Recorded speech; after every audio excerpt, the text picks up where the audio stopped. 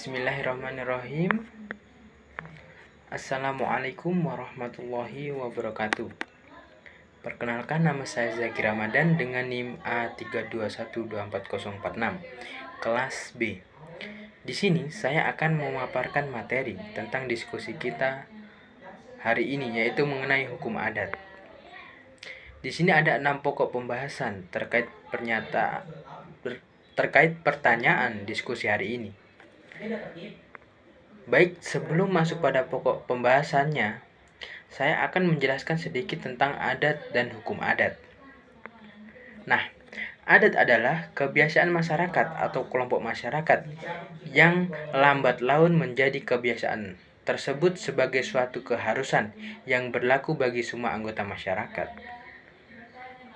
Sedangkan hukum adat adalah keseluruhan aturan yang menjelma dari keputusan-keputusan para fungsionaris hukum yang mempunyai pengaruh dan yang dalam pelaksanaan berlakunya serta-merta dan ditaati dengan sepenuh hati.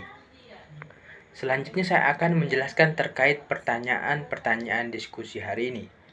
Yang pertama, pertanyaan mengenai sanksi hukum adat dan hukum positif terkait hak asasi manusia. Dalam beberapa kasus, sanksi yang diberikan oleh hukum adat mungkin bertentangan dengan prinsip-prinsip hak asasi manusia yang dijamin hukum positif. Untuk menyelesaikan konflik ini, diperlukan pendekatan yang seimbang melalui dialog dan mediasi antara pemangku kepentingan hukum dan negara sehingga kedua sistem dapat saling menghormati dan tidak saling merugikan. Yang kedua adalah pluralisme hukum. Nah, Indonesia sendiri memiliki sistem pluralisme hukum di mana hukum adat, hukum positif, dan hukum Islam saling berinteraksi dalam menyelesaikan sengketa masyarakat. Meskipun hukum adat memiliki otoritas sendiri, dominasi sistem hukum negara yang lebih struktur dan berkodifikasi seringkali menggeser posisi hukum adat. Namun, hukum adat masih berusaha mempertahankan otoritasnya dengan cara beradaptasi dan berkolaborasi dengan sistem hukum negara. Dan yang ketiga, mengenai corak hukum adat.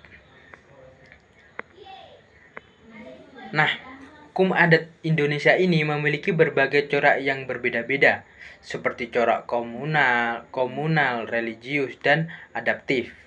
Corak yang paling efisien digunakan saat ini adalah corak adaptif, karena mampu menyesuaikan diri dengan perubahan sosial dan kebutuhan masyarakat modern, tanpa kehilangan nilai-nilai tradisionalnya. Yang keempat, pertanyaan mengenai peran negara.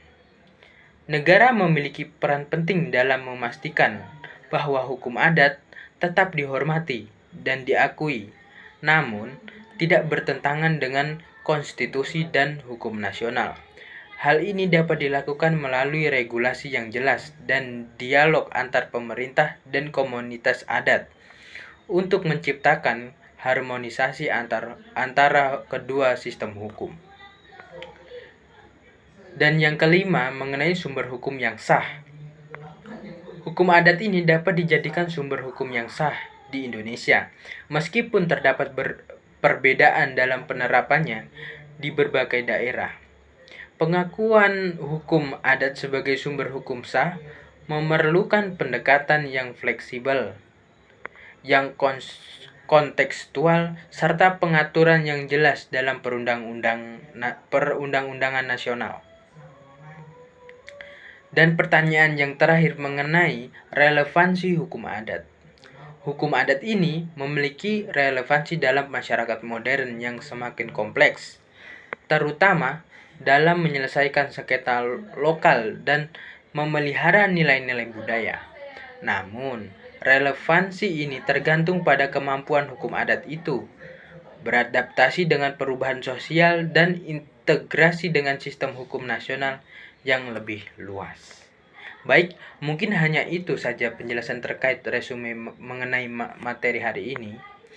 Dan saya akhiri, wabillahi taufik wal hidayah. Wassalamualaikum warahmatullahi wabarakatuh.